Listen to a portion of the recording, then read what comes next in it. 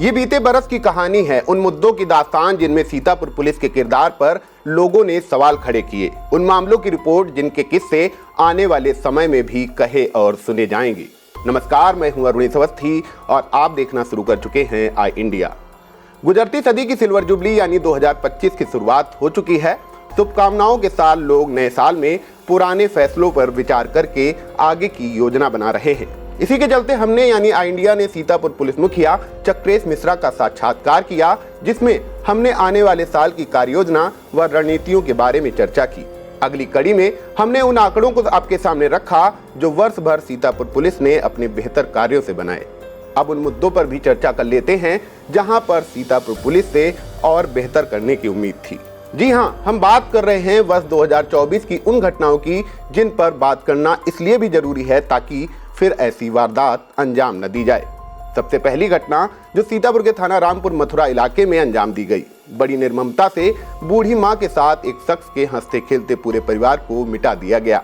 मरने वाले 6 लोगों में 3 छोटे छोटे मासूम भी शामिल थे। दिल दहला देने वाली घटना की जानकारी पुलिस के द्वारा इतनी जल्दबाजी में दी गई कि थ्योरी पलटने के साथ साथ पुलिस की किरकिरी भी हुई। माना यह गया कि तत्कालीन थानेदार ने आरोपी की बातों में आकर अफसरों को गलत रिपोर्ट दी थी। बाद में थानेदार को लाइन हाजिर कर दिया गया। मामले के इन्वेस्टिगेशन से मृतका प्रियंका का भाई अंकित अब भी अनसेटिस्फाई है। वह सीबीआई में जाने की बात भी कह रहा है। अगली वारदात थाना सदरपुर व लहरपुर से लेकर थाना तालगांव इलाके में अंजाम दी गई।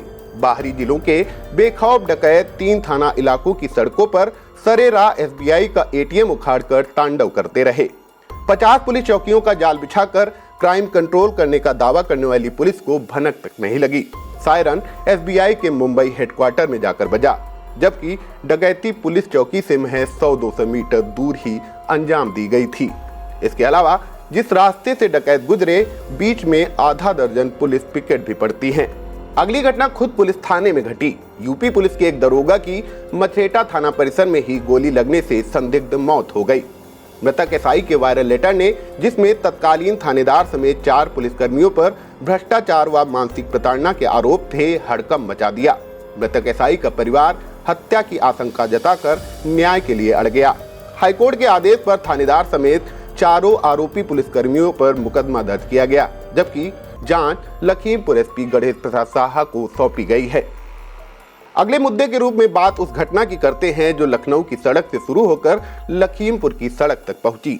सूत्रों के अनुसार बीच में पड़ने वाले थाने में आला अफसर के शागिर्द और एक इंस्पेक्टर के बीच किसी बात को लेकर झगड़ा हो गया। हाकिम ने रातों रात पहुंचकर पूरे थाने की जांच की, जिसके बाद पूरे थाने का स्टाफ लाइन हाजिर कर दिया गया। मामले में थाना कोतवाली देहात पुलिस ने गांजे की कुंटलों की खेप बरामद कर आरोपियों को गिरफ्तार किया। रिपोर्ट के लास्ट में बात सीतापुर ट्रैफिक व्यवस्था की भी कर लेते हैं। ट्रैफिक के जिम्मेदार बदले नई ऊर्जा वाले क्षेत्राधिकारी से मुखिया ने हालात बदलने की उम्मीद की, लेकिन कोई बदलाव देखने को नहीं मिला। रोजगार की आस में शहर की सड़कों पर इतने बैटरी रिक्शा चलते हैं कि ट्रैफिक की रफ्तार किसी पुरानी फिल्म के स्लो मोशन गाने की तरह चलती है। शहर के चौराहों पर वाहनों की दिशा का अंदाजा लगा लिया तो आप बेहतरीन काबिलियत के मालिक माने जाएंगे।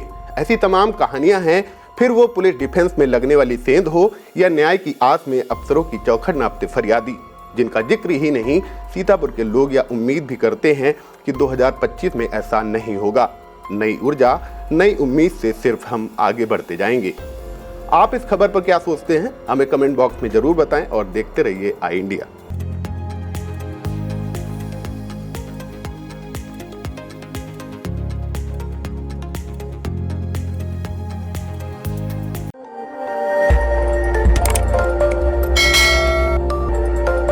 खबर आपकी, नजर हमारी। देखते रहिए आई इंडिया।